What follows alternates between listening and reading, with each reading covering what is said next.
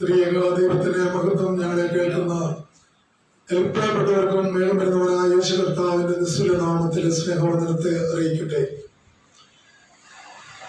ഒരു സംഭവം ഞാൻ ഓർപ്പിച്ച് വേഗത്തിൽ മടങ്ങി വരുവാനായിട്ട് കർത്താവിൽ ആഗ്രഹിക്കുക. ഒരു സാധാരണ കുടുംബം അവരുടെ ജീവിതത്തിൽ അഷ്ടിക്കുള്ള വക കണ്ടെത്തുവാൻ പാടുപെട്ടുകൊണ്ടിരുന്ന ഒരു കാലഘട്ടം. അവരെ സംബന്ധിച്ചിടത്തോളം അവർ ദൈവവിശ്വാസികളായിരുന്നു. എന്നാലും ദൈവം തങ്ങളെ കൈവിടില്ല എന്നുള്ള ഉറച്ച വിശ്വാസം അവരുടെ ഹൃദയത്തിൽ ഉണ്ടായിരുന്നു. അവരിങ്ങനെ നിരന്തരമായ ദൈവസന്നിധിയിൽ കർത്താവേ ഞങ്ങളുടെ അഷ്ടിക്കുള്ള വക തരണമേ എന്ന് പ്രാർത്ഥിച്ചുകൊണ്ട് ഒരു സന്ധ്യയ്ക്ക് പ്രാർത്ഥിച്ച് കിടക്കുമ്പോൾ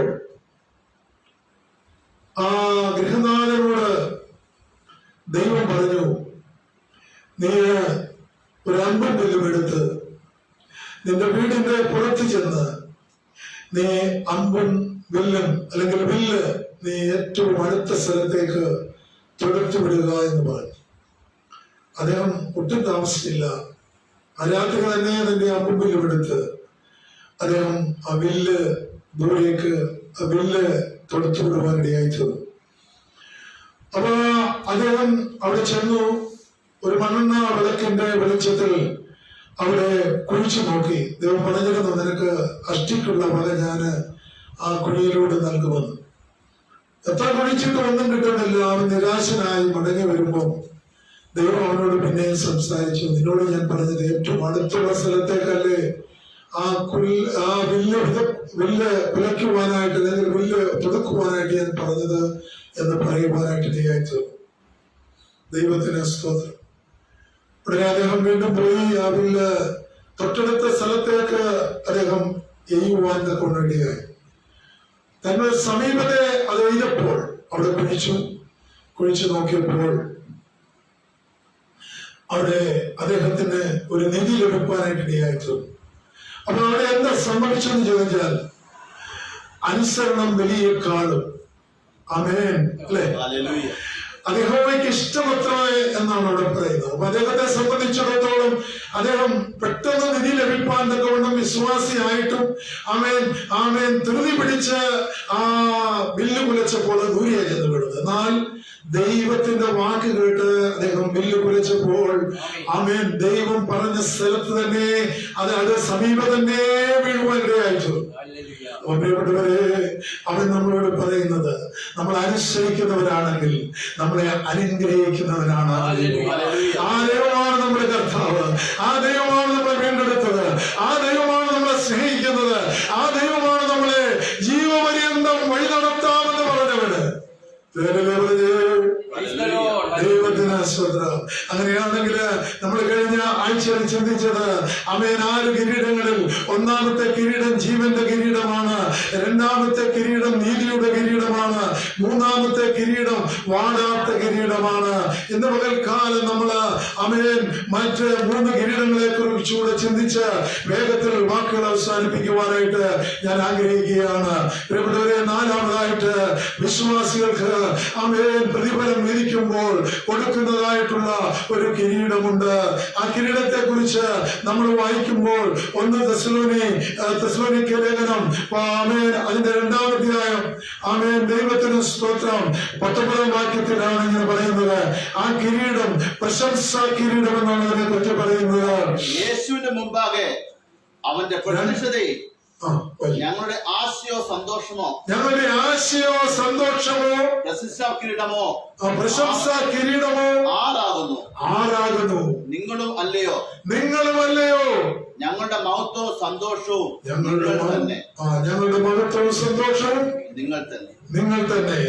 ആമേൻ. പ്രിയപ്പെട്ടവരെ, വളരെ വ്യക്തമായ അപ്പോസ്തലനായ പൗലോസ് തെസ്സലോനിക്ക സഭ സ്ഥാപിച്ച പൗലോസ് ആമേൻ എഴുതുമ്പോൾ ഇങ്ങനെ പറയുകയാണ്, ആമേൻ നിങ്ങൾക്ക് ആമേൻ ജയകരമായ ഒരു ക്രിസ്ത്യ ജീവിതം നയിപ്പാൻ നിങ്ങൾ ആഗ്രഹിച്ചാൽ നിങ്ങൾക്ക് സ്വർഗത്തിൽ ചെല്ലുമ്പോൾ ഒരു പ്രശംസാ കിരീടമുണ്ട്. അന്ന് ഞങ്ങൾക്കും കിരീടം ലഭിക്കും. പക്ഷെ അന്ന് ഞങ്ങൾക്ക് സന്തോഷത്തിന് വകയുണ്ട്. അപ്പോൾ തെസ്സലോനിക്ക സഭയിലെ വിശ്വാസികൾ ഞങ്ങളുടെ അങ്ങയുടെ പ്രശംസ കിരീടങ്ങളല്ലയോ എന്ന് പറയുകയാണ്. ആമേൻ. ദൈവത്തിന് സ്തോത്രം. അങ്ങനെയാണെങ്കിൽ 2:19 നമ്മൾ ഇങ്ങനെ വായിച്ചല്ലോ. ആദ്യമായി തന്റെ മടങ്ങി വരവിനെ കുറിച്ച് തെസ്സലോനിക്ക ലേഖനത്തില് 1 തെസ്സലോനി 4:16 പറയുന്നുണ്ട്. അവൻ മടങ്ങി വരും നിശ്ചയം. അവന് മടങ്ങി വന്ന് തന്റെ മണവാട്ടി സഭയെ സ്വർഗത്തിലേക്ക് ചേർക്കുമെന്നുള്ളത് അവൻ വളരെ വ്യക്തമായി ദൈവത്തിന്റെ പരിശുദ്ധാത്മാവിനാൽ പ്രവാചകന്മാരും ദൈവത്തിന്റെ സ്തോത്രം യേശു കർത്താവും അരക്കിട്ടുറപ്പിച്ച് പറഞ്ഞിട്ടുള്ളതാണ്. അതുകൊണ്ട് പ്രിയപ്പെട്ടവരെ, നമ്മൾ മറന്നു പോകരുത്. പ്രശംസ കിരീടം തുടർന്നുള്ള ഭാഗങ്ങള് നമ്മൾ വായിക്കുമ്പോൾ അവിടെ കാണുന്നുണ്ട് തങ്ങളുടെ അധ്വാനം. ആർക്ക് വേണ്ടിയാണ് നമ്മൾ അധ്വാനിക്കുന്നത്? ക്രിസ്തുവിന് വേണ്ടി നമ്മൾ അധ്വാനിച്ചാൽ നമുക്ക് ആ പ്രശംസ കിരീടത്തിന്റെ ഉടമകളായി നമ്മൾ തീരും. ആദ്യം പറഞ്ഞ 3 കിരീടങ്ങളും ലഭിക്കാൻ സാധ്യതയില്ലെങ്കിലും സ്വർഗത്തിൽ ചെല്ലുമ്പോൾ ഒരു പ്രശംസ കിരീടമുണ്ട്. അതെന്തിനാണെന്നറിയാമോ? നിങ്ങളുടെ അധ്വാനത്തിന്, കർത്താവിന് വേണ്ടി അധ്വാനിച്ചതിന് നിങ്ങൾക്ക് ലഭിക്കുന്നതാണ്. രണ്ടാമതായിട്ട് നിങ്ങളുടെ പ്രാർത്ഥനയ്ക്ക് നിങ്ങൾക്ക് പ്രതിഫലമുണ്ട്. ഞാൻ എപ്പോഴും പറയും, സഹോദരിമാര് ഞങ്ങൾക്ക് ഒന്നും കിട്ടുന്നില്ല, ഞങ്ങള് എങ്ങനെയും സ്വർഗത്തിൽ ചെന്നാൽ മതി എന്ന് പറയും. അല്ലേ? അങ്ങനെയാണോ? അങ്ങനെയല്ല. നിങ്ങളുടെ പ്രാർത്ഥനയ്ക്ക് ഉണ്ട് കിരീടം. ഹല്ലേലൂയ. എന്താ പ്രാർത്ഥന? എനിക്ക് ഒത്തിരി തരണമേ എന്നുള്ള പ്രാർത്ഥനയല്ല. അത് ദൈവം തന്നുള്ളൂ. എന്താ വേദോസം പറഞ്ഞത്? മുമ്പേ അവന്റെ രാജ്യം അതോടുകൂടി ഇതൊക്കെ കിട്ടും എന്ന് പറഞ്ഞാൽ നമുക്ക് ഭൂമിയിലുള്ളതൊക്കെ കിട്ടും, തന്നോളൂ. ഇതിൽ ഞാൻ സഹോദരി സാക്ഷ്യപ്പെടുന്നത് പറഞ്ഞത്. അപ്പൊ അവരേറെ പ്രാർത്ഥിച്ചു, ദൈവം തന്നോളൂ. അത് വിശ്വസിച്ച് പ്രാർത്ഥിച്ചപ്പോൾ അത് കൊടുത്തു. പ്രിയപ്പെട്ടവരെ, അങ്ങനെയാണെങ്കിൽ സഹോദരിമാരും ഭാരപ്പെടേണ്ട ആവശ്യമില്ല. നിങ്ങൾക്ക് പ്രസംഗിക്കാൻ അറിയില്ലായിരിക്കാം, എന്നാൽ ചിലരൊക്കെ ചെയ്യുന്നത് പോലെ കൂട്ടായ്മകളിലേക്ക് ചിലരെ കൂടെ കൂട്ടിക്കൊണ്ടുവരുവാൻ നിങ്ങൾക്ക് കഴിയുന്നില്ല. അങ്ങനെ ചെയ്യുമ്പോൾ ദൈവത്തിന്റെ സ്തോത്രം, അവൻ നിങ്ങൾക്ക് ഒരു കിരീടം ദൈവം ഒരുക്കി വെച്ചിട്ടുണ്ടെന്ന് ഇവിടെ വളരെ വ്യക്തമായി ഓർപ്പിക്കുക. എന്നിട്ട് അവരെ കൂട്ടിക്കൊണ്ടുവരിക മാത്രമല്ല, അവർക്ക് വേണ്ടി പ്രാർത്ഥിക്കുകയും ചെയ്യും. അവരൊരു പക്ഷേ സത്യമായി ക്രിസ്തുവിനെ ഹൃദയത്തിൽ സ്വീകരിക്കാത്തവരാണെങ്കിൽ അവർക്ക് വേണ്ടി പ്രാർത്ഥിക്കണം. കർത്താവേ, അവർക്ക് വേണ്ടിയൂടെ ഞാൻ യേശുവിനെ കണ്ടുമുട്ടിയതുപോലെ അവർ കണ്ടുമുട്ടിയിട്ടില്ലെങ്കിൽ അവർക്ക് വേണ്ടി ഞാൻ പ്രാർത്ഥിക്കുന്നെന്ന് പറഞ്ഞ് ഒരു തുള്ളി കണ്ണുനീരൊഴുക്കിയാൽ നിങ്ങൾക്കും ഈ പ്രതിഫലമുണ്ട്. അങ്ങനെയാണെങ്കിൽ ക്രിസ്തുവിന് വേണ്ടിയുള്ള അധ്വാനമാ മറ്റുള്ളവരെ കൂട്ടിക്കൊണ്ടുവരുന്നത്. അതുപോലെ തന്നെ അവർക്ക് വേണ്ടി പ്രാർത്ഥിക്കുന്നത് ക്രിസ്തുവിന് വേണ്ടിയുള്ള ആ അധ്വാനമാണ്. മൂന്നാമതായിട്ട് പറയുന്നത്, നമുക്ക് ദൈവം തന്നിരിക്കുന്ന പണം നമ്മുടേതാണ്. നമ്മൾ പറയുന്നത് എല്ലാ മനുഷ്യരും പറയുന്നത് എനിക്ക് ദൈവം തന്നത് എന്റേതാണ്, നമ്മുടേതല്ലത്. ദൈവം നമ്മോട് പ്രസാദം തോന്നി നമ്മളെ ഏൽപ്പിച്ചിരിക്കുന്ന കുഞ്ഞുങ്ങൾ നമ്മുടെയാണ്. അല്ലേ പറഞ്ഞേ? മക്കളെ നൽകുന്ന അവകാശവും ഉദരബലത്തെ അവൻ തരുന്ന പ്രതിഫലവും അറിയാവുന്ന ഹല്ലേലൂയ. അപ്പൊ അത് അറിയണം നമ്മള്, ദൈവത്തിന്റെ സ്വന്തം. അപ്പൊ നമുക്ക് ലഭിച്ചിരിക്കുന്ന പണം അല്ലേ, അതാരുടെയാ? ദൈവത്തിന്റെ. ദൈവം അവിടുന്ന് മുകളിൽ നിന്ന് നോക്കും, ഈ പണം ഇവൻ എങ്ങനെയാ ചെലവഴിക്കുന്നത് അല്ലേ? പലരും പ്രസിദ്ധിക്ക് വേണ്ടി, പേരിന് വേണ്ടി പണം ചെലവഴിക്കാറുണ്ട്. എന്നാൽ നീ യേശുവിനെ അറിഞ്ഞില്ലെങ്കിൽ, നീ ക്രിസ്തുവിനെ നിന്റെ ഹൃദയത്തിൽ രക്ഷകനും നാഥനുമായി സ്വീകരിച്ചില്ലെങ്കിൽ, ആ പണം നീ ഭൂമിയിൽ ചെലവാക്കുന്നത് കൊണ്ട് നിനക്കൊരു പ്രയോജനവുമില്ല. കാരണം എന്തെന്നറിയോ? അവിടെ ചെന്നൈയിലല്ല ഈ കിരീടമൊക്കെ വാങ്ങിക്കാൻ പറ്റുന്നത്. അപ്പൊ ഇവിടെ നമ്മൾ കൊടുത്തു, ജനം മുൻപാകെ, ലോകം മുൻപാകെ പറയും അദ്ദേഹം നല്ല മനുഷ്യനാ, ഒത്തിരി പേരെ സഹായിച്ചു എന്നൊക്കെ പറയും. പക്ഷേ ക്രിസ്തുവിലൂടെ അവിടെ എത്തേണ്ടത് ആവശ്യമാണെന്ന് ഇന്ന് പകൽക്കാലം നമ്മൾ മറന്നു പോകരുത്. ഞാൻ ഓർക്കുക, ഈ കന്യാസ്ത്രീകൾ അല്ലെങ്കിൽ ആ സഹോദരിമാര് അവരവരുടെ പകരങ്ങളെല്ലാം വിട്ടിറങ്ങി അവര് ലോകത്തെ ത്യജിച്ച്, കുറവുകളുണ്ടാകാം കേട്ടോ, കുറവുകളുണ്ടാകത്തില്ലെന്ന് പറയുന്നില്ല, ബലഹീനത മനുഷ്യരിലുണ്ട്. എന്നാൽ അവരൊക്കെ ദൈവത്തിനായിട്ട് തിരഞ്ഞെടുക്കപ്പെട്ടവരാ. അവരെവിടെയൊക്കെ പോകണേ? അവർ പോകുന്നത് കുഷ്ഠരോഗികളുടെ അടുക്കലേക്ക്. നമ്മളൊരു കുഷ്ഠരോഗി നമ്മളോട് വീട്ടിൽ വന്ന് ബെല്ലടിച്ച് നമ്മളോട് പൈസ ചോദിച്ചാലും കുഷ്ഠരോഗിയാന്ന് പറഞ്ഞാൽ നമ്മൾ തൊട്ട് എങ്ങനെയാ അതിന്റെ മുകളിലോട്ട് കയ്യിലോട്ട് ഇട്ട് കൊടുക്കുകയുള്ളൂ അല്ലേ? നമ്മളും ക്രിസ്ത്യാനികളാ. ഇവരെങ്ങനെയാ? ഇവരവരെ കണ്ടെത്തി. ആമേൻ. അവരെ ദൈവസ്നേഹങ്ങളുടെ ഉള്ളിലേക്ക് പകർന്നു കൊടുത്ത് അവരുടെ മുറിവുകൾ കെട്ടി. ആമേൻ. ദൈവത്തിന് സ്തോത്രം. അവർക്ക് അവൻ സൗഖ്യമാകുന്നതുവരെ അവരെ ശുശ്രൂഷിച്ച് അവരുടെ സഹോദരനോ സഹോദരികളോ അല്ല. എന്നാൽ ക്രിസ്തുവിൽ എല്ലാവരും സഹോദരി സഹോദരന്മാര്. അത് അവർക്ക് ബോധ്യമുണ്ട്. ആമേൻ. അവരെ സഹായിക്കുക. ദൈവത്തിന് സ്തോത്രം. പ്രിയപ്പെട്ടവരെ, അങ്ങനെയുള്ളവരെ ദേഷിക്കുന്നവർ, അങ്ങനെയുള്ളവർക്കെതിരായി പ്രവർത്തിക്കുന്നവര് നിങ്ങൾക്കൊരു പ്രതിഫലമുണ്ട്. എന്താണെന്നറിയാമോ? അവസാന നാളുകളില് ഒരു യാതന സ്ഥലത്തേക്ക് നിങ്ങളെ തള്ളുന്ന ഒരു ദൈവമുണ്ട്. എല്ലാ മതവിഭാഗങ്ങളും പറയുന്നുണ്ട് ഒരു സ്വർഗമുണ്ട്, ഒരു നരകമുണ്ട്. ഈശ്വരനെ വിശ്വസിച്ച് നല്ല പ്രവൃത്തികൾ ചെയ്താൽ നിങ്ങൾക്ക് സ്വർഗം ലഭിക്കും. എന്നാൽ ദൈവത്തിൽ നിന്ന് അകന്ന് ജീവിച്ച് അവൻ ദുഷ്പ്രവൃത്തി ചെയ്താൽ നിങ്ങൾക്ക് നിത്യദണ്ഡനത്തിലേക്ക് പോകുമെന്ന് കഴിഞ്ഞ എന്റെ ഒരു പ്രസംഗത്തിൽ ഞാൻ ഓർപ്പിച്ചതുകൊണ്ട് ആ ഭാഗം ഞാൻ എടുക്കാൻ ആഗ്രഹിക്കുന്നില്ല. അപ്പൊ അതുകൊണ്ട് ഒന്ന്, നമ്മുടെ അധ്വാനം, നിങ്ങളിപ്പോ രാവിലെയോടെ കിടന്നു വലിയ അധ്വാനമുള്ള കാര്യമാണ്. കുഞ്ഞുങ്ങളുണ്ടെങ്കിലും ഒരു സ്കൂളിൽ പറഞ്ഞയക്കാൻ രാവിലെ എഴുന്നേറ്റ് പൊതി കെട്ടണം അല്ലേ? അവൻ കുഞ്ഞുങ്ങൾക്ക് അവൻ എല്ലാ കാര്യങ്ങളും ചെയ്യണത് അധ്വാനമാ. എന്തിനാണെന്നറിയാമോ അധ്വാനം ചെയ്തത്? എനിക്ക് ആ ദൈവസന്നിധിയിൽ അല്പസമയം പോയിരിക്കണം. അത് അതിന് പ്രതിഫലമുണ്ട്. ഒരു സ്തോത്രം പറഞ്ഞാട്ടെ. ഹല്ലേലൂയ. അപ്പൊ അങ്ങനെയാണെങ്കിൽ നമ്മൾ പ്രാർത്ഥിക്കുമ്പോൾ പ്രാർത്ഥനയ്ക്ക് പ്രതിഫലമുണ്ട്. എന്താ പ്രാർത്ഥിക്കണമെന്നറിയാമോ? ഇയ്യോബ് പ്രാർത്ഥിച്ചൊരിക്കുക തന്റെ സ്നേഹിതന്മാർക്ക് വേണ്ടി. ഉറക്കം വരുന്നു.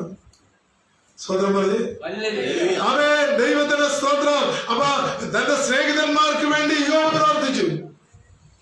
ഇയ്യോബിന്റെ കാര്യം എങ്ങനെയാ? ഭയങ്കര കഷ്ടത്തില്ല. ലാസറിനെ പോലെ അല്ലേ? ഭയങ്കര പ്രയാസത്തിലായിരിക്കുക. ആമേൻ. ദൈവത്തിന് സ്തോത്രം. നീ അങ്ങ് ദൈവത്തെ ത്യജിച്ചു കളയാന് അദ്ദേഹത്തിന്റെ ഭാര്യ പോലും പറഞ്ഞു. ഭാര്യ പറഞ്ഞത് പ്രയാസമുണ്ടാകട്ടെ. കാരണം ഒത്തിരി നാള് സന്തോഷത്തോടെ ആ ദേശത്തെ ഒരു ന്യായാധിപനെ പോലെ ജീവിച്ചിരുന്ന അദ്ദേഹം ഇപ്പോൾ അദ്ദേഹത്തിന്റെ അടുക്കലോട്ട് പോലും ചെല്ലാൻ കഴിയത്തില്ല. ദുർഗന്ധമാണ്. മാത്രമല്ല ദൈവത്തിന്റെ സ്തോത്രം, അദ്ദേഹത്തിന്റെ വേദന കണ്ടപ്പോൾ ആ സഹോദരിക്ക് അത് ആമേൻ സഹിക്കാൻ കഴിഞ്ഞില്ല. അതുകൊണ്ട് നിങ്ങളൊരു കാര്യം ചെയ്ത് ദൈവത്തെ തള്ളിപ്പറഞ്ഞ് അങ്ങ് മരിച്ചുകള എന്ന് പറയുക. എന്ന് പറഞ്ഞാൽ ആത്മഹത്യ, മരിച്ചുകള എന്ന് പറയുക. എന്നാലും അദ്ദേഹം പറഞ്ഞൊരു കാര്യമുണ്ട്. എന്താ? കഴിഞ്ഞ കാലങ്ങളിൽ ആമേൻ ദൈവം നമുക്ക് ഒത്തിരി നന്മകൾ നൽകിയില്ലയോ? ഇപ്പൊ നമുക്ക് ചില വേദനകൾ നൽകിയിരിക്കുന്നു. അതുകൊണ്ട് നീ അറിവില്ലാത്തൊരു സ്ത്രീ സംസാരിക്കുന്നത് പോലെ നീ സംസാരിക്കുന്നെന്ന് പറഞ്ഞിട്ട് ആ ഇയ്യോബ് തന്റെ ഭാര്യയുടെ വാക്ക് താൻ കേട്ടില്ല. കാരണം എന്നറിയാമോ? ദൈവത്തിന്റെ പരിശുദ്ധാത്മാവിനാൽ നിയന്ത്രിക്കപ്പെട്ടവരായിരുന്നു ഇയ്യോബ്. അതുകൊണ്ടാണ് അരുതാത്തൊരു സ്ഥലത്ത് നമ്മൾ ചെല്ലുമ്പോൾ എനിക്കതുള്ളതല്ലെന്ന് പറയാൻ കഴിയുന്നത് ദൈവത്തിന്റെ പരിശുദ്ധാത്മാവ് നമ്മളെ ഓർപ്പിക്കുന്നത്. ദൈവത്തിന് സ്തോത്രം. ഇവിടെവരെ അങ്ങനെയാണെങ്കിൽ നമ്മുടെ പണം ദൈവത്തിന്റെ വേലയ്ക്കായി കൊടുക്കണം. ദൈവത്തിന് സ്തോത്രം. മറ്റുള്ളവരെ കാണിക്കാനല്ല.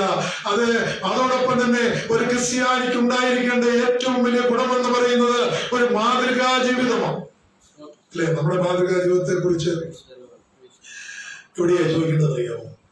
ഭാര്യയോടാ ചോദിക്കണ്ടേ? പിള്ളേരോടാ ചോദിക്കണ്ടേ? നമ്മുടെ മാതൃകാ ജീവിതത്തെ കുറിച്ച്. അവൻ പ്രിയപ്പെട്ടവരെ, എന്നാല് നമ്മളെ പുറത്തേക്ക് ഇറങ്ങുമ്പോൾ നമ്മളെ പോലെ മാതൃകയുള്ളവര് വരാനുമില്ല അല്ലേ? ആദ്യ നൂറ്റാണ്ടില് അവൻ ദൈവത്തിന് സ്തോത്രം അന്ത്യോക്യയിലുള്ള ക്രിസ്ത്യാനികൾ എന്ന് പേര് വിളിച്ചു. എന്താ കാര്യം എന്നറിയാമോ? അവർ ക്രിസ്തുവിനെ അനുഗമിക്കുന്നവരായിരുന്നു. അവരുടെ മാതൃകാ ജീവിതം നയിച്ചവരായിരുന്നു. പരസ്പരമുള്ള അവരുടെ സ്നേഹം, കരുതല്, ഇതൊക്കെ കണ്ടിട്ട് അവൻ അന്നുള്ള ജാതികൾ വിളിച്ചതാണ് ഇവനാണ് ക്രിസ്ത്യാനികൾ. ക്രിസ്തുവിന്റെ അതേ അവൻ പഠിപ്പിക്കലുകളെ ഫോളോ ചെയ്യുന്നവർ.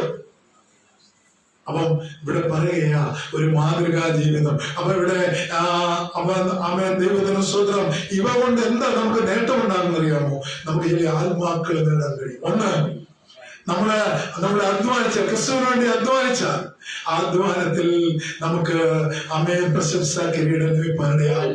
രണ്ട്, അമേൻ നഷ്ടപ്പെട്ടു പോകുന്ന ആളുകൾക്ക് വേണ്ടി കണ്ണുനീരുണ്ടോ അല്ലേ? പ്രവാചകന് ഇങ്ങനെ പറഞ്ഞു, നീ എന്റെ തലയെ കണ്ണുനീരിന്റെ ജലതാകുമോ, എന്റെ കണ്ണുനീരിന്റെ നീറുകയാക്കി മാറണമേ. പ്രവാചകൻ വേറെ പണിയൊന്നുമില്ലയോ? പക്ഷെ പ്രവാചകൻ അറിയാം, ഞാൻ ദൈവത്തിൽ അകന്ന് ജീവിക്കുന്ന ഒരു കാലഘട്ടത്തിലാണ് തന്റെ പ്രവാചക ദൗത്യം ഏൽപ്പിക്കുന്നത്. അപ്പോ ഇവർക്ക് വേണ്ടി കരയാൻ പ്രവാചകന് കഴിയുന്നില്ല. അപ്പൊ ദൈവത്തോട് ചോദിക്കുകയാണ്, എന്റെ തലയെ കണ്ണുനീരിന്റെ ജലതടാകമാക്കി മാറ്റണം. എന്റെ കണ്ണിനെ അവരെ ദൈവത്തെ കണ്ണുനീര് നീരുറവയാക്കി മാറ്റണം. ആ ദേശത്ത് താൻ പ്രവചിച്ചപ്പോൾ യഹൂദന്മാർ മാനസാന്തരപ്പെടുവാനിടയായി. അപ്പൊ ഈ നാടുകളിൽ ദൈവം അന്വേഷിക്കുകയാ, ആരെനിക്ക് വേണ്ടി പോകും, അവൻ ആരെനിക്ക് വേണ്ടി ഇടിവിൽ നിൽക്കും. അവൻ അങ്ങനെ ഒരു കാലയളവിൽ നമ്മൾ ആയിരിക്കുക. കാരണം ഇനി അധികം സമയമില്ല, കർത്താവിന്റെ വരവ് ഏറ്റവും അടുത്തിരിക്കുക. ദൈവത്തിന് സ്തോത്രം. അങ്ങനെയാണെങ്കിൽ നമ്മുടെ അധ്വാനത്തിന് പ്രതിഫലമുണ്ട്, നമ്മുടെ പ്രാർത്ഥനയ്ക്ക് പ്രതിഫലമുണ്ട്. നമ്മുടെ പണം ശരിയായ വിധത്തിൽ നമ്മൾ വിനിയോഗിച്ചാൽ, ദൈവവേലയ്ക്ക് വേണ്ടി കൊടുത്താൽ നമുക്ക് പ്രതിഫലമുണ്ട്. നമ്മളൊരു മാതൃകാ ജീവിതം നയിച്ചാൽ ആദിയായവയാൽ ആത്മാക്കളെ ക്രിസ്തുവിനായി നമുക്ക് നേടുവാൻ കഴിയും. അങ്ങനെ നേടുന്നവർക്കാണ് ഈ പ്രശംസാ കിരീടമെന്ന് പൗലോസ് ആ ഭാഗങ്ങളിൽ വളരെ വ്യക്തമായി ഓർപ്പിച്ചിരിക്കുകയാണ്. അതുകൊണ്ട് ഫിലിപ്പിയർ 4:1 വരുമ്പോൾ ആമേൻ നമ്മളിങ്ങനെ വായിക്കുന്നുണ്ട്. ഫിലിപ്പിയ ലേഖനം 4-ാം അധ്യായം അതിന്റെ 1-ാം വാക്യം. അതുകൊണ്ട് എന്റെ പ്രിയരും വാഞ്ചിതരുമായ സഹോദരന്മാരെ, എന്റെ സന്തോഷവും കിരീടവുമായുള്ളവരെ, എന്റെ സന്തോഷവും കിരീടവുമായുള്ളവരെ, ഇങ്ങനെ കർത്താവിൽ നിലനിൽപ്പീൻ. ഇങ്ങനെ നിങ്ങൾ കർത്താവിൽ നിലനിൽപ്പീൻ. പ്രിയമുള്ളവരെ, കർത്താവിൽ ഏക ചിന്തയോടെ ഇരിപ്പാൻ ഞാൻ യൂദയെയും സുന്ദുക്കയെയും പ്രബോധിപ്പിക്കുന്നു. സാക്ഷാൽ ഇണയായുള്ളവരെ അവർക്ക് തുണ നിൽക്കണം എന്ന് ഞാൻ നിന്നോടും അപേക്ഷിക്കുന്നു. ജീവപുസ്തകത്തിൽ പേരുള്ള ക്ലേമെന്ന് മുതലായി എന്റെ കൂട്ടുവേലക്കാരുമായി ആ സ്ത്രീകൾ എന്നോടുകൂടി സുവിശേഷ പോഷണത്തിൽ പോരാടിയിരുന്നു. പ്രിയപ്പെട്ടവരെ, ഇവിടെ പറയുകയാണ്, ആമേൻ, ജീവന്റെ പുസ്തകത്തിൽ പേരുണ്ടെന്ന്. ആർക്കാ ആ പേര് പറഞ്ഞ്? ക്ലേവന്ത്. അപ്പൊ നോക്കിയാൽ ജീവന്റെ പുസ്തകത്തിൽ പേരുണ്ടെന്ന് ആ ക്ലേവന്തിനെ കുറിച്ച് പൗലോസ് അപ്പോസ്തലന് അറിയാമെങ്കിൽ നമ്മളും മനസ്സിലാക്കണം, നമ്മുടെ പേര് ആമേൻ ജീവന്റെ പുസ്തകത്തിലുള്ള ഒരു സ്വന്തം പറഞ്ഞാട്ട്. ഹല്ലേലൂയ, ദൈവത്തിന് സ്തോത്രം. അങ്ങനെയാണെങ്കിൽ അവരോട് പറയുകയാ, നിങ്ങളാണ് എന്റെ പ്രശംസ കിരീടമെന്ന് പറയുകയാ. സഹോദരന്മാരെ എന്നാണ് അവരെ വിളിക്കുന്നത്. അവരോടുകൂടി ആയിരിക്കുവാൻ താൻ വാഞ്ചിക്കുന്നുവെന്ന് പൗലോസ് പറയുകയാണ്. എന്തിന്റെ അടിസ്ഥാനത്തിലാണെന്നറിയാമോ അവരെ പ്രബോധിപ്പിക്കുന്നത്? അവരെ കുറിച്ച് ഒരു ഉറപ്പ് ആർക്കുണ്ട്? ഓരോ സ്ത്രീകായിക്കുണ്ട്.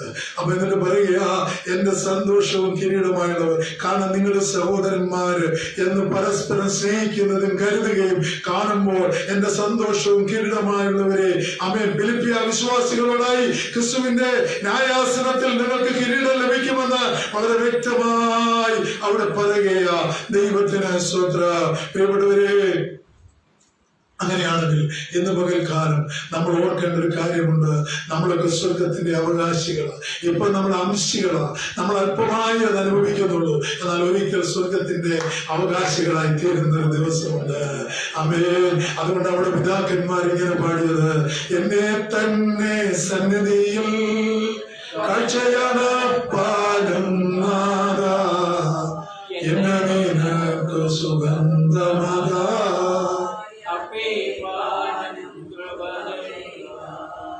എന്നെ തന്നെ സന്നിധിയിൽ കാഴ്ചയാണ് പാടുന്നാഥ, എന്നെ നിനക്ക് സുഗന്ധമാതാ,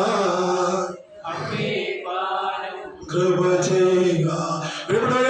ആ കൃപ നമ്മള് ദൈവസ്ഥനിൽ ചോദിച്ചു വാങ്ങുമ്പോൾ മറ്റുള്ളവരുടെ മുമ്പിൽ നമ്മളൊരു മാതൃകാ ജീവിതമുള്ളവരായി തീരുകയാണ്. മറ്റുള്ളവരുടെ മുമ്പിൽ ആമേൻ ദൈവത്തിന് പ്രസാദമുള്ളവരായി തീരുകയാണ്.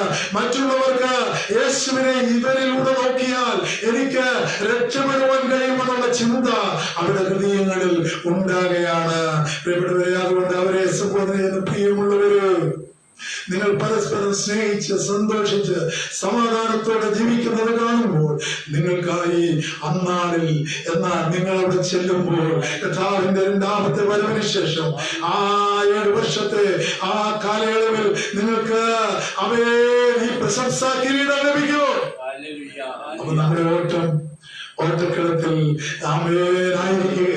ക്രിസ്തീയ ഓട്ടക്കളത്തിൽ നമ്മുടെ ഓട്ടം നമ്മൾ തുടർന്നുകൊണ്ടേയിരിക്കുക. എന്തിനു വേണ്ടിയാണ് നമ്മൾ ഓടുന്നറിയാമോ? നമ്മൾ ഒരു വാക്യത്തിൽ വായിച്ചു, ആമേ, ഇതാ ഞാൻ വേഗം വരുന്നു, എന്റെ കിരീടം, നിന്റെ കിരീടം ആരും നിനക്കുള്ളത് നീ പിടിച്ചുകൊള്ളു. അപ്പൊ ഇതുവരെ നമ്മൾ അധ്വാനിച്ച് അവൻ കർത്താവിന് വേണ്ടി പ്രവർത്തിച്ചതിന് നമുക്ക് പ്രതിഫലങ്ങളുണ്ട്. അത് വേറൊരുവന് ലഭിപ്പാതിരിപ്പാൻ തക്കവണ്ണം നീ എന്ത് ചെയ്യണം? നീ അതിൽ തന്നെ ഉറച്ചു നിൽക്കണം. എനിക്ക് എന്റെ കർത്താവ് ന്യായം വിധിക്കുന്ന നാളിൽ, ആമേൻ, പ്രതിഫലങ്ങളെ വിധിക്കുന്ന നാളിൽ എനിക്ക് ഒരു കിരീടം. സഹോദരന്മാർ തന്നെ പറഞ്ഞേ ചോദിച്ചതിൽ ഉണ്ട്, നിങ്ങൾക്കും ഉണ്ട് പ്രിയപ്പെട്ടവരെ. അതുകൊണ്ട് ഞാൻ മുന്നോട്ട് പോകട്ടെ. നാലാമതായി നമ്മൾ കണ്ടത് പ്രശംസാ കിരീടമാ. അത് നമുക്ക് ലഭിപ്പാൻ ഏറെ സാധ്യതയുള്ള കിരീടമാണ്. നമ്മുടെ ഇങ്ങനെ ഒരു പാട്ടുണ്ടല്ലോ, മുടികൾ ിരിപ്പുണ്ട് മന്മലരായി പരികർമ്മിപ്പോ. അവിടെ ഇങ്ങനെ പറയുകയാണ്, ഒരു കിരീടമുണ്ട്, തേജസ്സിന്റെ കിരീടമാണ് ആചാര്യന്മാർക്ക്, ആമേൻ, ആടുകളെ ഭംഗിയായി മേയിക്കുന്ന ഇടയന്മാർക്ക് ലഭിക്കുന്ന കിരീടത്തെ കുറിച്ച് പറയുകയാണ്. അതിന്റെ അർത്ഥം ഇതാ, മുടികളെ, ആമേൻ, കിരീടങ്ങള്, ആമേൻ, തൊട്ട് ഉണ്ടാക്കി ഇങ്ങനെ വെച്ചിരിക്കുകയാണ്. അത് നിർമ്മലരായി കർമ്മമനുഷ്ഠിക്കുന്ന ആചാര്യന്മാർക്ക് ആ നാളിൽ, പ്രതിഫലം വീതിക്കുന്ന നാളിൽ കൊടുക്കുമെന്ന് ഇവിടെ പറയുക. പിതാക്കന്മാർ എത്രയോ നാളുകൾക്ക് മുൻപ്, നൂറ്റാണ്ടുകൾക്ക് മുമ്പ് ആടുകളെ മേയ്ക്കുന്ന ഇടയന്മാർക്ക് ലഭിക്കുന്ന കിരീടത്തെ കുറിച്ച് പറയുകയാണ്. അത് തേജസ്സിന്റെ കിരീടമാണ്. പ്രിയപ്പെട്ടവരെ, 1 പത്രോസ് 5:4 വരുമ്പോൾ ഞാൻ ഒന്നുകൂടെ ഓർപ്പിക്കാം. ആട്ടിൻകൂട്ടത്തെ മാതൃകയായി അവൻ ജീവിച്ച് അധ്യക്ഷത ചെയ്ത ഇടയന്മാർക്കാണ് ഈ കിരീടം ലഭിക്കുന്നത്. 1 പത്രോസ് 5:4 നമ്മൾ വായിക്കുമ്പോൾ അവൻ ഇടയന്മാർക്കുണ്ടായിരിക്കേണ്ട പ്രത്യേകതകള് ഇവിടെ വളരെ വ്യക്തമായി വിവരിച്ചിട്ടുണ്ട്. വായിക്കാം. എന്നാൽ ഇടയശ്രേഷ്ഠൻ ആരാണ്? കർത്താവായ യേശുക്രിസ്തുവാണ് ഇടയശ്രേഷ്ഠൻ. അവൻ പ്രത്യക്ഷനാകുമ്പോൾ നിങ്ങൾ തേജസ്സിന്റെ വാടാത്ത കിരീടം പ്രാപിക്കും. അതുവണ്ണം ഇടയവരെ മൂപ്പന്മാർക്ക് കീഴടങ്ങുവീൻ. എല്ലാവരും തമ്മിൽ കീഴടങ്ങി താഴ്മ ധരിച്ചുകൊള്ളുവീൻ. എല്ലാവരും തമ്മിൽ കീഴടങ്ങി താഴ്മ ധരിച്ചുകൊള്ളുവീൻ. ദൈവം നിങ്ങളോട് എതിർത്ത് നിൽക്കുന്നു. താഴ്മയുള്ളവർക്കോ കൃപ നൽകുന്നു. അതുകൊണ്ട് അവൻ തക്ക സമയത്ത് നിങ്ങളെ ഉയർത്തുവാൻ ദൈവത്തിന്റെ ബലമുള്ള കൈക്കീഴെ താണിരിപ്പീൻ. അവൻ നിങ്ങൾക്കായി കൈകരുന്നയാകിയാൽ നിങ്ങളുടെ സകല ചിന്താവരും അവന്റെ മേൽ ഇട്ടുകൊള്ളുവീൻ. അവൻ നമ്മളെ ഉയർത്തുന്ന ഒരു ദിവസമുണ്ട്. അതുകൊണ്ട് ദൈവത്തിന്റെ കൈക്കീഴിൽ നമ്മൾ താണിരിക്കണം. ആമേൻ. ഇവിടെ ശുശ്രൂഷയ്ക്ക് ശാരീരികമായും മാനസികമായും ധാരാളം ശക്തി ആവശ്യമാണ്. അപ്പൊ ഇടയശ്രേഷ്ഠന്മാർക്ക് എന്താണ് ആവശ്യമുള്ളത്? നമുക്ക് എന്താണ് ആവശ്യമുള്ളത്? പരിശുദ്ധാത്മാവിന്റെ ശക്തി ആവശ്യമുള്ളതാണ്. എന്നിട്ട് ആ ഭാഗം നമ്മൾ വായിക്കുമ്പോൾ അവർ കരുണയുള്ളവരായിരിക്കണം, അവർ ഉപദേശിക്കുന്നവരായിരിക്കണം, അവർ ശാസിക്കുന്നവരായിരിക്കണം, അവർ പഠിപ്പിക്കുന്നവരായിരിക്കണം, അവർ അഭ്യസിപ്പിക്കുന്നവരായിരിക്കണം, അവർ തർജ്ജനം ചെയ്യുന്നവരായിരിക്കണം. അങ്ങനെയുള്ള ഇടയ ശ്രേഷ്ഠന്മാർക്ക് അത് എന്താ തെറ്റി കണ്ടാൽ തെറ്റാണെന്ന് ചൂണ്ടിക്കാണിക്കാൻ അവർ കഴിയും.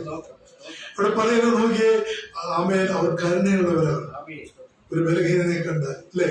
നമ്മുടെ കർത്താവ് പറഞ്ഞില്ലയോ, ഒരു മനുഷ്യന് 100 ആടുണ്ടെന്നിരിക്കട്ടെ, ഒരു ആട് നഷ്ടപ്പെട്ടു പോയാൽ എത്രയാ വിട്ടത്?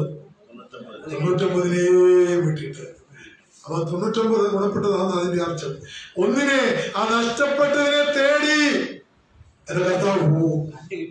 കണ്ടുകിട്ടുമ്പോൾ എന്തോ ഒരു സന്തോഷമെന്നറിയാമോ?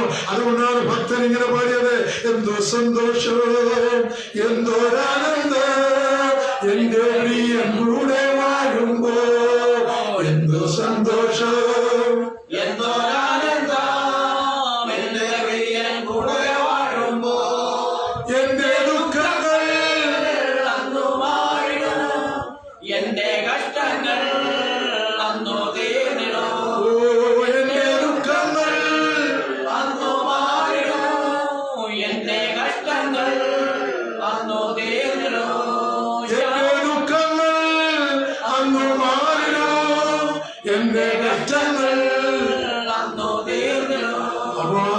ആടുകളെ മേയ്ക്കുന്ന ഇടയന്മാർക്കുള്ള പ്രത്യേകതകള് അവൻ വേദപുസ്തകം സമർപ്പിക്കുക. ഒന്നാമത് കരുണയുള്ളവരായിരിക്കണം, 2 ഉപദേശിക്കുവാൻ സമർത്ഥരായിരിക്കണം.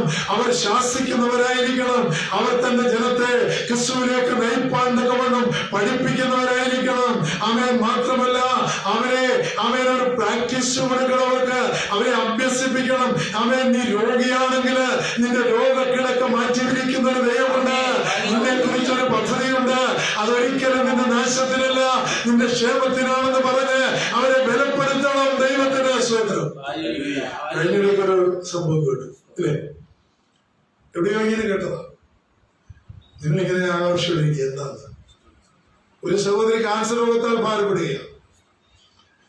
അവിടെ കടന്നു എന്ന് മറ്റൊരു സഹോദരി ആശ്വസിപ്പിക്കാൻ പോയ സഹോദരി പറഞ്ഞു, ഇതിപ്പം ഒരു എല്ലാവർക്കും ഒരു സംഭവമാണ്. ഇതിന് വലിയ അങ്ങനെയാണ് നമ്മൾ ചെയ്യേണ്ടത്. അങ്ങനെയല്ല, അവരെ ആശ്വസിപ്പിക്കുക. ദൈവത്താൽ അസാധ്യമായിട്ടൊന്നുമില്ല. ദൈവത്തിന്റെ കരം നിന്റെ ക്യാൻസർ ഉള്ള ഭാഗത്തേക്കൊന്ന് തൊട്ടാൽ നിനക്ക് സൗഖ്യമുണ്ട്. നീ വിശ്വസിച്ചാൽ ദൈവത്തിന്റെ മഹത്വം കാണുമെന്ന് പറഞ്ഞ് ദൈവത്തിന്റെ സ്തോത്രം അവരെ അഭ്യസിപ്പിക്കുന്നവരായിരിക്കണം. അല്ലേ? വീണ്ടും പറയുക, തർജ്ജനം ചെയ്യുക. ഒരാൾ തെറ്റ് ചെയ്ത തെറ്റാണെന്ന് നമുക്ക് നോക്കി പറയും. അങ്ങനെ പറഞ്ഞാൽ എന്താ പ്രശ്നങ്ങളുണ്ടാവും എന്ന് പറഞ്ഞു കഴിഞ്ഞാല് ഇവ പിന്നെ ഉപദേശിക്കാൻ വന്നിരിക്കുന്നു. ദൈവത്തിന്റെ ആത്മാവില് ഉപദേശിക്കേണ്ടത് ഇടയന്റെ പ്രത്യേകതയാണെന്ന് ഇവിടെ പറയുകയാണ്. തർജ്ജനം ചെയ്യണം. എന്നാൽ എന്ത് സംഭവിക്കുന്നറിയാമോ? ഇടയ ശ്രേഷ്ഠൻ നമ്മുടെ കർത്താവായ യേശു ക്രിസ്തു പ്രത്യക്ഷനാകുമ്പോൾ ഇവർ തേജസ്സിന്റെ വാടാത്ത കിരീടം പ്രാപിക്കും.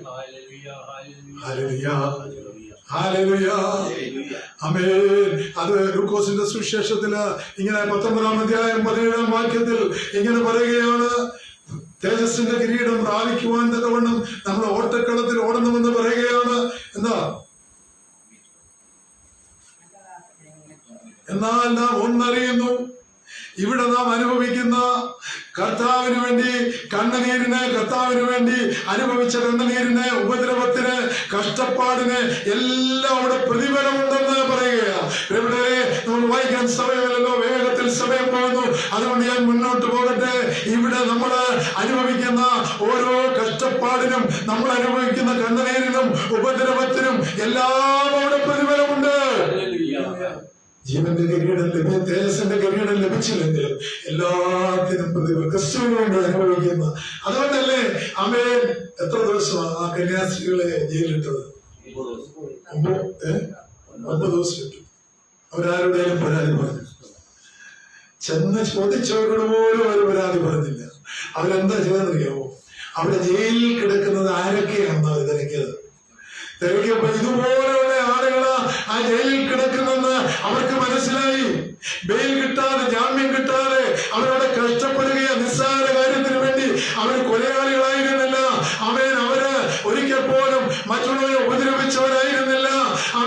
ഈ സുവിശേഷം അറിയിച്ചുവെന്ന ഒറ്റ കാരണം കൊണ്ട് ദൈവത്തിന് സ്തോത്രം.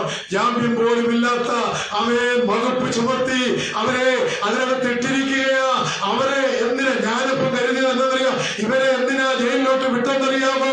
അവരെ കുറിച്ച് അറിഞ്ഞിട്ട് അത് പുറത്തു വന്നെന്ന് പറഞ്ഞിട്ട് അവരെ കൂടെ ഒന്ന് വിടുവിക്കുവാൻ തക്കവണ്ണം പ്രാർത്ഥിക്കേണ്ടതിനും മറ്റുള്ളവരോടൊന്ന് പറയേണ്ടതിനും ആ വിഷയത്തിന് വേണ്ടി ഒന്ന് പ്രാർത്ഥിക്കേണ്ടതിനുമാ അവിടെ അങ്ങനെ സംഭവിച്ചത്. അവരെന്തെങ്കിലും തെറ്റ് ചെയ്തു. അവർ ജസ്റ്റ് ജോലിയില്ലാത്തവർക്ക് വേണ്ടി അവർ ആ സ്റ്റേഷനിൽ പോയി അവരെ സ്വീകരിക്കാൻ അതിന്റെ ആവശ്യമുണ്ട്. നമ്മള് ഒരു ജോലിക്ക് വേണ്ടി നമ്മളെ വിളിച്ചെന്നിരിക്കും, അപ്പോയിന്റ്മെന്റ് നമുക്ക് കിട്ടി, അവര് നിങ്ങളെ സ്റ്റേഷനിൽ വന്ന് സ്വീകരിക്കും. ഇനി സ്വീകരിക്കുക. അങ്ങനെ ചിലർ സ്വീകരിച്ചാൽ തന്നെ എന്താ ചെയ്യുന്നത്? അവരിൽ നിന്ന് എന്തെങ്കിലും കിട്ടുമെന്ന് വിചാരിച്ചു. അവരിൽ നിന്ന് വല്ലതും കിട്ടുമോ? ഒന്നും അവർക്ക് കിട്ടത്തില്ല. കിട്ടുമോ? പക്ഷേ ദൈവസ്നേഹമാണ് അവരെ നിർബന്ധിച്ചത്. അവർക്ക് ഒരു ജീവിതം കൊടുക്കാൻ, അവരുടെ ഗ്രാമത്തിൽ ഒരു ചെറിയ ഭവനം പണിത് അവർ താമസിക്കാൻ, അവര് ഒരിക്കലും മതപരിവർത്തനത്തിന് വേണ്ടിയല്ല, അവരെ സ്നേഹിച്ചത് കൊണ്ട് ആ കന്യാസ്ത്രീകൾ അവിടെ തന്നെ എത്തിയത്. അല്ലെങ്കിൽ അവരുടെ ആ കന്യാസ്ത്രീയുടെ ഉള്ള ആരെങ്കിലും ഒരാളെ വിട്ടാൽ പോലെ നോക്കിയേ. അവരോടുള്ള സ്നേഹം, കരുതൽ, അത് ക്രിസ്തുവിന്റെ സ്നേഹമാ. അതുകൊണ്ടാണ് ദൈവത്തിന് സ്തോത്രം. ഹല്ലേലൂയ. നമ്മുടെ എന്താ ഒരു കന്യാസ്ത്രീ ഉണ്ടായിരുന്നല്ലോ, മദർ തെരേസ. മദർ തെരേസ റോഡിലൂടെ നടന്നു പോകുമ്പോൾ ആമേൻ ഒരു കുഞ്ഞിനെ ഉപേക്ഷിച്ചു പോയത് കണ്ടു. കേൾക്കട്ടെ, കഴിഞ്ഞ നാളുകളിലൊക്കെ ചിലരൊക്കെ മീഡിയയിലൂടെ പ്രസംഗിക്കുന്നുണ്ട്, അവരെ പണം കൊടുത്ത് ഇങ്ങോട്ട് വിട്ടതാണ്. ആരും അവരെ പണം കൊടുത്തൊന്നും വിട്ടതല്ല പ്രിയപ്പെട്ടവരെ. നിങ്ങളിലേക്ക് ദൈവസ്നേഹം കടന്നു വരുമ്പോൾ അവർ ചെയ്ത ശുശ്രൂഷയുടെ മഹത്വം നിങ്ങൾക്ക് മനസ്സിലാകുമെന്ന് ഞാൻ പ്രതീക്ഷിക്കുകയാ.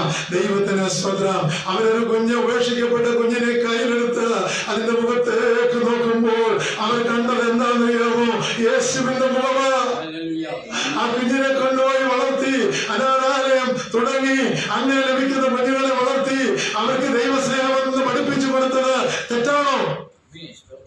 ഇന്ന് ലോകത്തിൽ തെറ്റായിക്കൊണ്ടിരിക്കുമ്പോൾ അങ്ങനെയുള്ളവരെ ആമേൻ ഉപദ്രവിക്കുമ്പോൾ, എന്നാൽ ഒരു കാര്യമുണ്ട്, ഈ ഉപദ്രവം ഈ കൊച്ചായുസിൽ മാത്രം അനുഭവിച്ചാൽ മതി.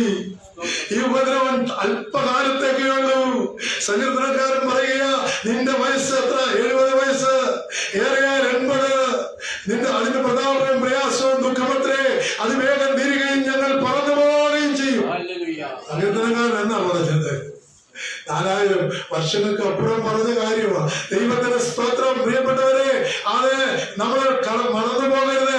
ഇനിയുള്ള തലമുറകൾക്ക് എത്ര ആയുസ്, കർത്താവ് വരാൻ താമസിച്ച് എത്ര ആയുസ് കിട്ടുന്ന പോലും പറയുന്നത്. നമ്മൾ കഴിക്കുന്ന ഫുഡ്, നമ്മൾ കഴിക്കുന്ന ആഹാരം, അതെല്ലാം വിഷമുള്ളതാ. ദൈവത്തിന് സ്തോത്രം പ്രിയപ്പെട്ടവരെ. അതുകൊണ്ട് നമുക്ക് ഈ അടുത്ത തലമുറ എത്ര നാൾ ജീവിക്കുമെന്ന് അറിയില്ല. എന്നാൽ അവർക്കൊരു ഉത്തമ വിശ്വാസമുണ്ട്, ഞാൻ ചെയ്യുന്നത് എന്റെ കർത്താവിന് വേണ്ടിയാ. മദർ തെരേസയ്ക്കൊരു വിശ്വാസമുണ്ട്, ഞാൻ ചെയ്യുന്നത് എന്റെ കർത്താവിന് വേണ്ടിയാ. അവർക്കെതിരായി സംസാരിക്കുന്ന ആളുകൾ ആമേൻ അങ്ങനെയുള്ള സ്ഥലങ്ങളിലേക്ക് ഇറങ്ങിച്ചെന്ന് ആമേൻ ദൈവത്തിന് സ്തോത്രം. ആരും നോക്കാനില്ലാത്ത, ആരും ആഹാരം കൊടുക്കാനില്ലാത്ത ആളുകളുടെ ഇടയിലേക്ക് ഇടങ്ങി ചെല്ലുമ്പോൾ നിങ്ങൾക്ക് എന്താണ് ദൈവസ്നേഹമെന്ന് മനസ്സിലാകും. ഞാനതങ്ങ് വിടുകയാ. ദൈവത്തിന് സ്തോത്രം. ഇവരൊക്കെ ഇങ്ങനെ കഷ്ടപ്പെട്ടതും ഇവരൊക്കെ പ്രവർത്തിച്ചതും ആമേൻ ഇവർക്ക് ഒരു ഉറപ്പുണ്ട്, കർത്താവ് പ്രതിഫലം വീതിക്കുമ്പോൾ അമർത്തി കുലുക്കി തരുന്നൊരു ദിവസമുണ്ട്, ഒരു നിത്യമായ സ്വർഗമുണ്ട്, അത് എൻഡ്ലെസ് ആയ ഒരു ലൈഫുണ്ട് എന്നവർക്ക് ഉറപ്പുണ്ട്. ദൈവത്തിന് പ്രിയപ്പെട്ടവരെ.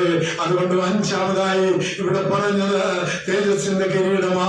ആട്ടിൻകൂട്ടത്തിന് മാതൃകയായി ജീവിച്ച് അധ്യക്ഷ ചെയ്ത ഇടയന്മാർക്കാണ് ഈ കിരീടം ലഭിക്കുന്നതെന്ന് അവൻ 1 പത്രോസിലും വിശുദ്ധ ലൂക്കോസിന്റെ ലേഖനത്തിലും അങ്ങനെ പറയുകയാ. പ്രിയപ്പെട്ടവരെ, അങ്ങനെയാണെങ്കിൽ കഴിഞ്ഞ നാളിൽ ഞാനൊരു സംഭവം കണ്ടു.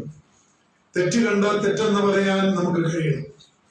ഒരുപക്ഷെ അതിനുവേണ്ടി ആമേൻ നമ്മൾ ക്രൂശിക്കപ്പെട്ടേക്കാം. എന്നാൽ അത് വിഷയമല്ല പ്രിയപ്പെട്ടവരെ. ആമേൻ വടക്കേ ഇന്ത്യയില് ഒരു സ്കൂളിലെ പ്രിൻസിപ്പലിനെ പിടിച്ച് അദ്ദേഹത്തിന്റെ വസ്ത്രം മാറ്റി വിഭസ്ത്രനായി അദ്ദേഹത്തിന്റെ പുറത്ത് കമഴ്ത്തി കിടത്തിയിട്ട് പുറത്ത് ദൈവത്തിന്റെ സ്തോത്രം ഒരുതരം വീതിയുള്ള പല കൊണ്ട് കുട്ടികൾ അടിക്കുന്നത് കാണുന്ന ഒരു വീഡിയോ കാണാനിടയായി. അപ്പം ഇതൊക്കെ കാണുമ്പോൾ ഓർത്തുകൊള്ളണം, എന്റെ കർത്താവ് വരാറായി, അവന്റെ വരവിന് അധികം താമസമില്ല. ഇന്ന് പകൽക്കാലം എന്നോടും നിങ്ങളോടും ചോദിക്കുന്ന ഒരു ചോദ്യമുണ്ട്. ഒരുങ്ങിയിട്ടുണ്ടോ സഹോദര? ഒരുങ്ങിയിട്ടുണ്ടോ സഹോദരി? കർത്താവ് മധ്യാകാശത്ത് വരാറായി. പിതാക്കന്മാർ അസന്ധിഗ്ധമായി പഠിപ്പിച്ച കാര്യം തന്നെയാ. അമേൻ ഇവിടെ ഇങ്ങനെ പാടുന്നുണ്ടല്ലോ, മൃതരെ ജീവിപ്പാൻ എഴുന്നള്ളൻ രാജ, മുകുലരികിന്മേൽ ആഘോഷിതനായിരുന്നു. നയവാന്മാർ തൻ മുൻപിൽ നാദം കേട്ടിട്ട് അങ്കി അണിഞ്ഞെതിരേൽപ്പാൻ പോകുന്നു. മരിച്ചവരും ജീവനുള്ളവരും പോകുന്ന സുദീനം ആമേൻ ദൈവത്തിന്റെ സ്തോത്രം വേഗം സംഭവിക്കാൻ പോയി. അതുകൊണ്ട് ആമേൻ ശുശ്രൂഷ, ദൈവിക ശുശ്രൂഷ വേഗത്തിൽ ചെയ്യുവാൻ തക്കവണ്ണം നമുക്ക് ഇടയാക്കട്ടെ എന്ന് ഞാൻ വളരെ സ്നേഹത്തോടെ എന്നെ കേൾക്കുന്ന ഓൺലൈനിൽ ശ്രദ്ധിക്കുന്ന പ്രിയപ്പെട്ടവരോടും ഞാൻ വളരെ സ്നേഹത്തോടെ ഓർപ്പിക്കുക. അങ്ങനെയാണെങ്കിൽ ലോകം ഒരു വല്ലാത്ത അവസ്ഥയിലൂടെ പോയിക്കൊണ്ടിരിക്കുമ്പോൾ സ്നേഹം എന്തെന്ന് അറിയാത്ത കുഞ്ഞുങ്ങൾ, ദൈവത്തിന് സ്തോത്രം ആമേൻ സ്നേഹം രുചിച്ചറിയാത്തവര് ക്രിസ്തുവിനെ കൊടുക്കാഞ്ഞത് കൊണ്ട് അങ്ങനെ സംഭവിച്ചത്. ഞാൻ എന്നും ഓർക്കുന്ന ഒരു സംഭവം, ദുബൈയില് എവിടെയാണ്, ഇംഗ്ലണ്ടില് നല്ല ഒരു ജോലി ഉണ്ടായിരുന്ന ഒരു പയ്യന് അതിലും നല്ലൊരു ജോലി ദുബൈയിൽ കിട്ടി. അവനെ ഒരു ദിവസം വലിയ വെളിയിൽ വന്നപ്പോ ഞാൻ ഇങ്ങനെ നടന്നു പോവുകയാണ്. എന്റെ അടുക്കൽ വന്ന് എന്നെ കെട്ടിപ്പിടിച്ചിട്ട് എന്നോട് പറഞ്ഞൊരു വാക്കുണ്ട്, സാറന്ന് ഞങ്ങളെ വഴക്ക് പറയുമ്പോൾ ഞങ്ങൾക്കത് ഉൾക്കൊള്ളാൻ കഴിയില്ല. പ്രിയപ്പെട്ട, എന്നാൽ അദ്ദേഹം പറയുക, എന്നാൽ അത് എനിക്ക് അനുഗ്രഹമായി തീർന്നു. നോക്കിയേ, അവൻ കുഞ്ഞുങ്ങളെ ആ വഴക്ക് പറഞ്ഞത് അവൻ പലർക്കും ദഹിക്കാത്തതാ. എന്നാൽ അവർക്ക് പോലും പക്ഷെ ദഹിക്കത്തില്ല. എന്നാൽ ആ കുട്ടി എന്നെ കെട്ടിപ്പിടിച്ചിട്ട് പറയുകയാ, അവൻ ആ കുട്ടിയുടെ യുവാവാണ്. അവൻ പറയുകയാ, അന്ന് സാറ് വഴക്ക് പറഞ്ഞത് ഇന്നെനിക്ക് പ്രയോജനമുള്ളതായി തീർന്നു. അങ്ങനെയാണെങ്കിൽ പ്രതിഫലം വീതിക്കുമ്പോൾ അമർത്തി കുലുക്കി നമുക്ക് ദൈവം തരാതിരിക്കുമോ? തരിക തന്നെ ചെയ്യും. വിശ്വസിക്കുന്നവർ കരങ്ങളുയർത്തി സ്വന്തം പറഞ്ഞു ഹല്ലേലൂയ. ഒരിക്കൽ കൂടെ. അങ്ങനെയാണെങ്കിൽ അഞ്ചാമതായിട്ട് ഒരു തേജസ്സിന്റെ കിരീടമുണ്ട്. സമയം വേഗം പോകുന്നല്ലോ, ഞാൻ അതുകൊണ്ട് മുൻപോട്ട് പോകുവാനായിട്ട് ആഗ്രഹിക്കുക. നമ്മുടെ ഗുരുവാക്യം മറന്നു പോകരുത്. ഇതാ ഞാൻ വേഗം വരുന്നു, നിന്റെ കിരീടം ആരും എടുക്കാതിരിപ്പാൻ തക്കവണ്ണം നിനക്കുള്ളത് പിടിച്ചുകൊള്ളുക എന്ന് പറഞ്ഞാൽ ക്രിസ്തുവിന്റെ അതെ ഇങ്ങനെ വേദപുസ്തകം പറയുന്നുണ്ടല്ലോ, വിശ്വാസത്തിന്റെ നായകനും പൂർത്തി വരുത്തുന്നവരുമായ യേശുവിനെ നോക്കിയ ഞങ്ങൾ യാത്ര ചെയ്യുന്നത്, സ്വർഗീയ ഓട്ടക്കളത്തിൽ ഓടുന്നത് മാത്രമല്ല, സാക്ഷികളുടെ വലിയൊരു സമൂഹം നമുക്ക് ചുറ്റുമുണ്ടെന്ന് നമ്മൾ പറയുന്നുണ്ട്. അതുകൊണ്ട് കർത്താവിന്റെ മുഖത്ത് നിന്ന് നമ്മുടെ കണ്ണ് മാറ്റാതെ ധീരതയോടെ ഓടുവാൻ ഓരോ വിശ്വാസിക്കും കഴിയണം. അങ്ങനെയാണെങ്കിലേ മധ്യാകാശത്ത് കർത്താവ് വരുമ്പോൾ ആ ശബ്ദം വിശ്വാസികൾക്ക് കേൾക്കുവാൻ കഴിയുള്ളൂ. യേശുവിന്റെ സ്നാന സമയത്ത് ഇവൻ എന്റെ പ്രിയപുത്രൻ, ഇവനിൽ ഞാൻ പ്രസാദിച്ചിരിക്കുന്നു എന്ന് പറഞ്ഞപ്പോൾ അവിടെ കൂടിയിരുന്നവർക്ക് അതൊരു മുഴക്കം പോലെ തോന്നിയുള്ളൂ. അപ്പൊ ക്രിസ്തുവിനെ നമ്മുടെ പിതാക്കന്മാർ പറഞ്ഞിട്ടില്ലയോ, വിശ്വാസ പ്രമാണത്തിൽ ഞാൻ യേശുവിൽ വിശ്വസിക്കുന്നു എന്ന് വാസ്തവമായി നീ നിലവിളിച്ച് കരഞ്ഞ് ഒന്ന് പറഞ്ഞാൽ എന്താ സംഭവിക്കുന്നറിയാമോ? നീ അവന്റെ മകനായി തീരുകയാ, നീ അവന്റെ മകളായി തീരുകയാ. അങ്ങനെയുള്ള മക്കളെ ചേർക്കാനാ കർത്താവ് വരുന്നത്. പ്രിയപ്പെട്ടവരെ, അല്ലാത്തവര് കേൾക്കത്തില്ല. അതുകൊണ്ടാണ് വേദപുസ്തകം പറയുന്നത്, കല്ലറകളിൽ ഉള്ളവർ എല്ലാവരും അവന്റെ ശബ്ദം കേട്ടു. നമ്മുടെ ആൾക്ക് എത്ര സന്തോഷമുള്ള വാക്കാണ് ഇല്ലേ? ഞാൻ വേദനിക്കുന്ന വാക്കുകൾ. കല്ലറകളിൽ ഉള്ളവർ എല്ലാവരും അവന്റെ ശബ്ദം കേട്ടു. അടുത്തത് പറയുമ്പോ അടിവരയിടണം. ചിലർ നിത്യജീവനായും, ചിലർ നിത്യ ശിക്ഷാവധിക്കായും നിത്യദണ്ഡനത്തിനായും എഴുന്നേറ്റ് വരുന്ന നാഴിക വരുന്നു. അതുകൊണ്ട് കർത്താവിന്റെ ഗംഭീരനാദത്തിങ്കൽ എല്ലാവരും ഒരു ശബ്ദം കേട്ടതുപോലെ തോന്നത്തുള്ളൂ.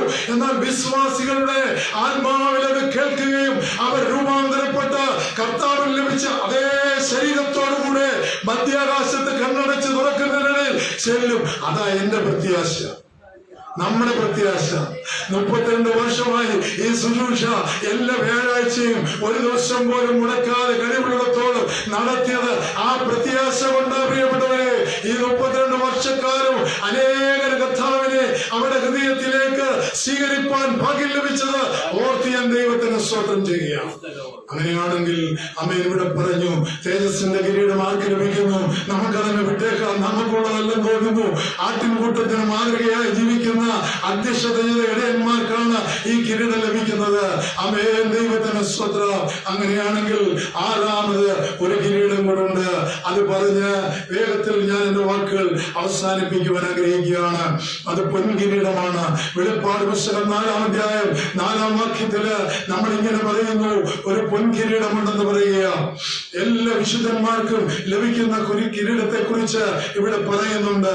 ഒന്നുകൂടെ വായിച്ചാൽ, സിംഹാസനത്തിന്റെ ചുറ്റിലും 24 സിംഹാസനം വെള്ളയുടെ ലക്ഷ്യമുണ്ട്. സിംഹാസനം ഇരിക്കുന്ന 24 മൂപ്പന്മാർ, സിംഹാസനത്തിലിരിക്കുന്ന 24 മൂപ്പന്മാർ, അവരുടെ തലയിൽ പൊൻകിരീടം, അവരുടെ തലയിൽ പൊൻകിരീടം. 6-ാമത്തെ കിരീടം പൊൻകിരീടം. സിംഹാസനത്തിൽ നിന്നും മിന്നലും നാദവും ഇടിമുഴക്കവും പുറപ്പെടുന്നു. ദൈവത്തിന്റെ 7 ആത്മാക്കളായ 7 ദീപങ്ങൾ സിംഹാസനത്തിന് മുമ്പിൽ ജ്വലിച്ചുകൊണ്ടിരുന്നു. പ്രിയപ്പെട്ടവരെ, ഞാൻ വിശദീകരിക്കാൻ ആഗ്രഹിക്കുന്നില്ല. അത് വേദപണ്ഡിതന്മാരുടെ 3 അഭിപ്രായങ്ങളുണ്ട്. പഴയ നിയമ ഗോത്രത്തിൽപ്പെട്ടവർ മൂപ്പന്മാർ, 24 മൂപ്പന്മാർ എന്ന് പറയുന്നുണ്ട്. പുതിയ നിയമത്തിലെ വിശുദ്ധന്മാരുടെ കൂട്ടത്തിൽ ഉള്ള 24 ഇടയശ്രേഷ്ഠർ എന്ന് പറയുന്നുണ്ട്. അതുപോലെ തന്നെ ദൈവത്തിന് സ്തോത്രം. നമ്മള് എല്ലാ വിശുദ്ധന്മാർക്കും ലഭിക്കുമെന്നും ഒരു കൂട്ടര് പറയുന്നുണ്ട്.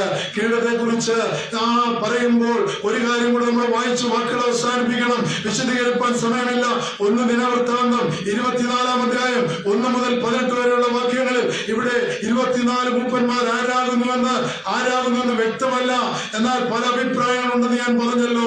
ആമേൻ. അതോടെ ഒന്ന് വായിച്ചാണ് 1 ദിനവൃത്താന്തം 24-ാം അധ്യായം 1 മുതലുള്ള വാക്യങ്ങൾ. 1 മുതൽ.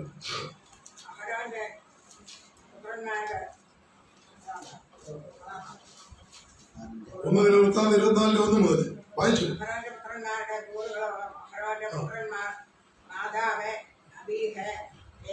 കൂറിൻ പ്രകാരമുള്ള 24 മൂപ്പന്മാരെ ഇവിടെ കാണുവാനായിട്ട് നമുക്ക് കഴിയും. ദൈവത്തിന് സ്തോത്രം. എന്നാൽ ഇത് വ്യക്തമല്ല എന്നും വേദപണ്ഡിതാക്കൾ പറയുന്നു. പല അഭിപ്രായങ്ങളിൽ നിന്നുണ്ട്. ഞാൻ പറഞ്ഞല്ലോ, ഇത് ചില ദൂതന്മാരാണെന്ന് പറയുന്നുണ്ട്. ആമേൻ. പഴയ നിയമ കാലഘട്ടത്തിലെ വിശുദ്ധന്മാരാണെന്ന് പറയുന്നുണ്ട്. പുതിയ നിയമകാലത്തെ വിശ്വാസികളിൽ ചിലര് 24 പേരാണെന്ന് പറയുന്നുണ്ട്.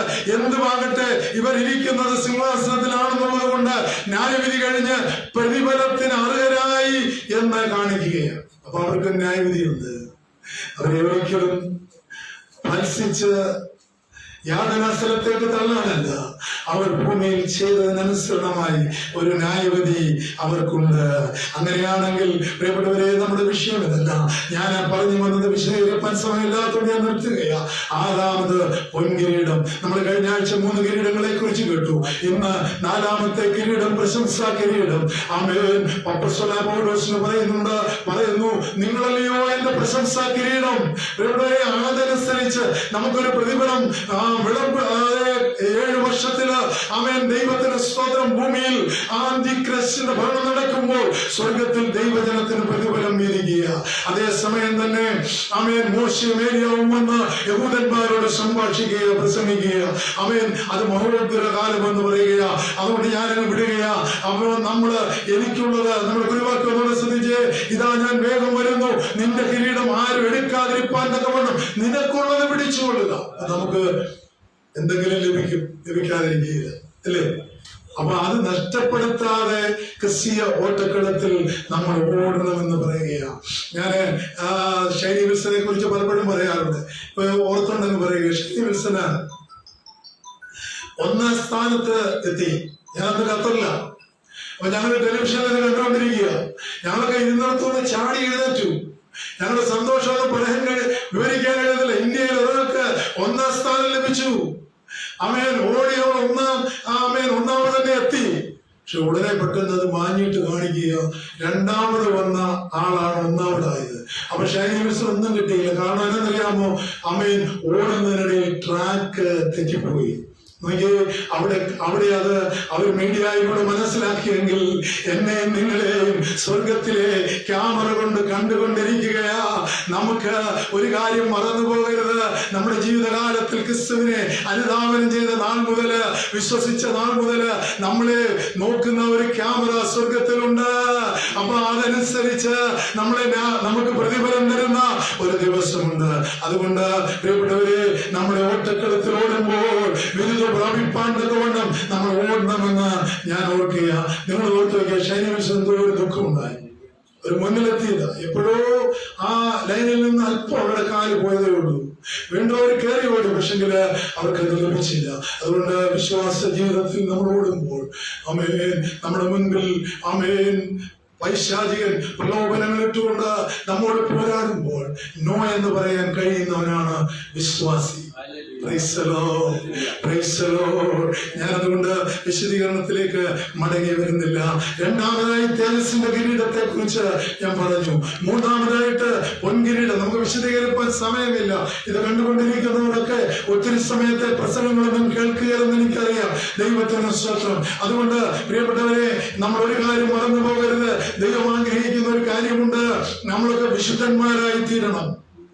അതുകൊണ്ടാണ് പാട്ടുകാരൻ ഇങ്ങനെ പാടിയത്, വിശുദ്ധിയെ തികച്ചും ഒരുങ്ങി നിൽക്കാ പ്രിയൻ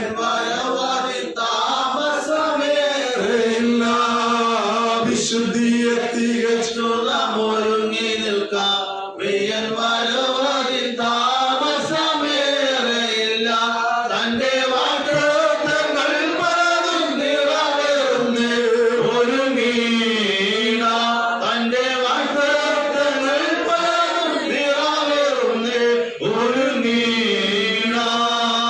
ബുദ്ധിമാന്മാർ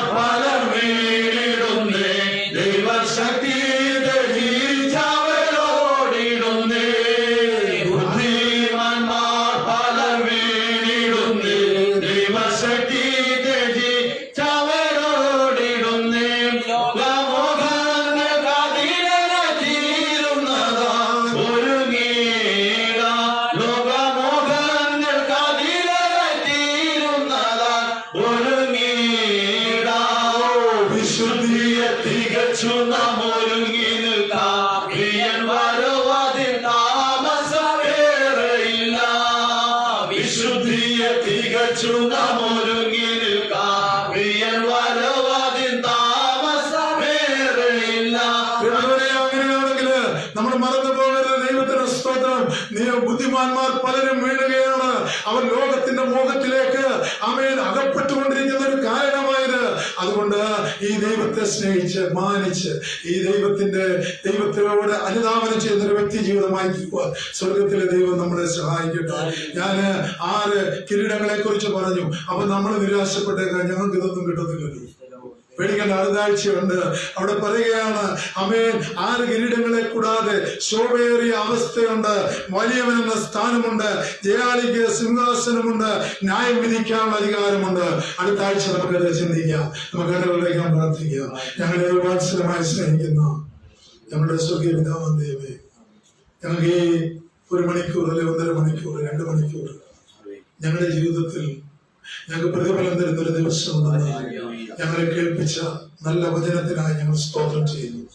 ഞങ്ങളുടെ വിശ്വാസ ഓട്ടക്കളത്തിൽ ഓടുമ്പോൾ ജയകരമായ ഒരു ക്രിസ്ത്യൻ നയിപ്പാൻ ഞങ്ങൾക്ക് കൃപ തരുമാറാകണമെന്ന് പ്രാർത്ഥിക്കുന്നു.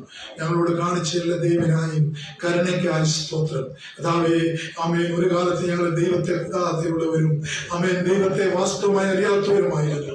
എന്നാൽ കാലാകാലങ്ങളിലായി കർത്താവേ, നിന്റെ സ്നേഹം ഞങ്ങളെ മാടി വിളിച്ച് നിന്റെ മകളെന്നുള്ള ആ പദവി അരക്കെട്ടുറപ്പിച്ച് ഞങ്ങളുടെയും പേരും ജീവന്റെ പുസ്തകത്തിലുണ്ടെന്നുള്ള ഉറപ്പ് ഞങ്ങൾക്ക് തന്ന ഞങ്ങളെ നടത്തിയ കൃപയ്ക്കായി സ്തോത്രം. ഇത് ഞങ്ങൾ കൈവിട്ട് കളയാതെ ഞങ്ങൾക്കായി ഒരുക്കിയിരിക്കുന്നത് എന്തായിരുന്നാലും എനിക്കുള്ളത് പിടിച്ചുകൊണ്ട് ഓടുവാൻ തക്കവണ്ണം ഞങ്ങൾക്ക് ഓരോരുത്തർക്കും സഹായിക്കണമെന്ന് പ്രാർത്ഥിക്കുന്നു. ഈ നാളുകളിൽ അനേകരോട് സുവിശേഷം പറയുവാൻ, അമ്മയെ ഭവനത്തുള്ളവരോട് പറയുവാൻ, കടന്നു വന്നവരോട് പറയുവാൻ, അമ്മയെ നഷ്ടപ്പെട്ടു പോകുന്നവരെ ഓർത്ത് പ്രവാചകനെ പോലെ ഓരോരോ കണ്ണുനീരൊഴുക്കുവാൻ ഞങ്ങൾക്ക് കണ്ണുനീര് നൽകണമേ എന്ന് ഞങ്ങൾ പ്രാർത്ഥിക്കുന്നു. ഞങ്ങളുടെ പ്രാർത്ഥനയും യാചനയും കേട്ടതുകൊണ്ട് ആമേൻ ഞങ്ങളുടെ ജീവിതകാലമൊക്കെയും അങ്ങേ സ്നേഹിക്കുന്നു പറയുവാൻ ഞങ്ങൾക്ക് തന്ന കൃപയ്ക്കായി സ്തോത്രം. പ്രാർത്ഥന കേട്ടതുകൊണ്ട് സ്തോത്രം. യേശുവിന്റെ നാമത്തിൽ താഴ്മയായി വിനയമായി ചോദിക്കുന്നു, കൃപയുണ്ടായി കേൾക്കുമാറാകണമേ. ആമേൻ. സ്വർഗ്ഗസ്ഥനായ ഞങ്ങളുടെ പിതാവേ,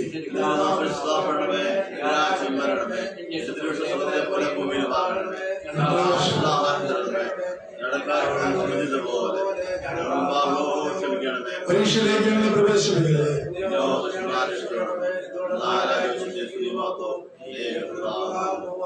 പിതാവായ ദൈവത്തിന്റെ സ്നേഹം, ഏകജാതനായ പുത്രന്റെ കൃപ, ആശ്വസിപ്പിച്ചു വളർന്ന പരിശുദ്ധരുടെ സമന സഹവാസം വീണ്ടും നമ്മൾ അടുത്ത വ്യാഴാഴ്ച കൂടി വരുവരെയും നമ്മൾ പ്രാർത്ഥിച്ച സകല വിഷയത്തിന്റെ പേരും വിടുതലിന്റെ പേരും ഇന്നും നാളും ഉണ്ടാകുമാറാകണമേ.